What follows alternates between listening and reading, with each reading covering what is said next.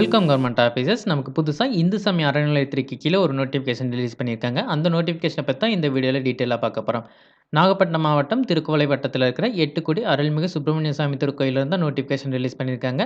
இது நேரடி நியமனங்கிறனால உங்களுக்கு எந்தவித எக்ஸாமுமே இல்ல. டைரக்ட்டா ரெக்ரூட் பண்றாங்க. போஸ்ட்டோட பேரு எழுத்தர். இதுக்கான ஸ்டார்ட்டிங் சேலரி 15,000 குடுத்துருக்காங்க. இதுக்கான குவாலிஃபிகேஷன் 10த் பாஸ் பண்ணியிருந்தாலே போதும். வேற எந்த குவாலிஃபிகேஷனும் கேட்கல. இதுக்கு அப்ளை பண்றதுக்கான லாஸ்ட் டேட் 9/4/2024. ஸோ ஏப்ரல் 9ஆம் தேதி வரைக்கும் உங்களுக்கு அப்ளை பண்றதுக்கான டைம் இருக்கு. ஸோ விருப்பப்பட்டா அதுக்குள்ள அப்ளை பண்ணிருங்க. இதுக்கு ஆன்லைன் வழியா அப்ளை பண்ண முடியாது. ஒன்லி ஆஃப்லைன் வழியா மட்டும் தான் அப்ளை பண்ண முடியும். நீங்க நேரா கொண்டு போய் குடுக்கலாம். அப்படி இல்லன்னா தபால் வழியா உங்க அப்ளிகேஷன குடுக்கலாம்.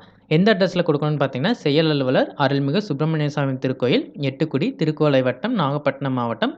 அஞ்சல் எண் 610-204. இந்த அட்ரஸ்ல தான் நீங்க கொண்டு போய் குடுக்கணும். முக்கியமான கண்டிஷன்ஸ் குடுத்துருக்காங்க. அந்த கண்டிஷன்ஸையும் பார்த்தலாம். உங்களுக்கான minimum age limit 18, maximum age limit 45. அதனால 45 வயசு வரைக்கும் அப்ளை பண்ணலாம். நீங்க அப்படி அப்ளை பண்ணும்போது உங்களோட சர்டிஃபிகேட் ஜெராக்ஸ் வைப்பீங்கல்ல, அதுல வந்து அரசிதழ் பதிவு பெற்ற அலுவலரிடம் சான்றப்பம் வாங்கியிருக்கணும் அப்படின்னு சொல்றாங்க. கிரீன் இங்க்ல சைன் பண்ற கவர்மெண்ட் ஆஃபீசர்ட்ட நீங்க அட்டஸ்டட் வாங்கி தான் அனுப்பணும் கட்டாயமா. என்னென்ன சர்டிஃபிகேட் வைக்க சொல்றாங்கன்னு பார்த்தீங்கன்னா, கல்வி தகுதிக்கான சான்றிதழ்கள், ஆதார், வாக்காளர் அடையாள அட்டை, குடும்ப அட்டை இந்த மாதிரி சர்டிஃபிகேட்ஸ் வைக்க சொல்றாங்க. பட் நீங்க என்னென்ன குவாலிஃபிகேஷன்லாம் வச்சிருக்கீங்களோ, அந்த எல்லா குவாலிஃபிகேஷனுக்குமே உங்களோட சர்டிஃபிகேட்ட ஜெராக்ஸ் எடுத்து அதுக்கு அட்டஸ்டட் வாங்கிக்கங்க. ட்ரான்ஸ்ஃபர் சர்டிஃபிகேட் ஜெராக்ஸ் இருந்தாலுமே வைக்க சொல்றாங்க. விண்ணப்பதாரர் வயதிற்கான சான்று ஆவணம் அல்லது கல்வி நிலையத்தால் வழங்கப்பட்ட மாற்றுச் சான்றிதழ் நகல் இணைக்கப்பட வேண்டும் அப்படின்னு குடுத்துருக்காங்க. நீங்க செலக்ட் ஆனதுக்கப்புறம் உங்களுக்கு டைரக்ட்டா இன்டர்வியூ நடக்கும். அந்த இன்டர்வியூல நீங்க பிசிக்கலி ஃபிட்ங்கிற சர்டிஃபிகேட்டும், உங்க மேல எந்த குற்றவியல் நடவடிக்கைகளும் இல்லங்கிற சர்டிஃபிகேட்டும் நீங்க குடுக்கணும். அந்த சர்டிஃபிகேட் நீங்க இப்பவே வாங்கியிருந்தா, அதையும் ஜெராக்ஸ் எடுத்து அட்டஸ்டட் வாங்கி வச்சு அனுப்புங்க. நீங்க தபால் அனுப்பும்போது உங்களோட போஸ்ட் கவர் மேல என்ன போஸ்ட்டுக்கு அப்ளை பண்றீங்களோ, அந்த போஸ்ட்டோட நேமையும் எழுத சொல்றாங்க. ஸோ மறக்காம அந்த நேமையும் எழுதி அனுப்புங்க.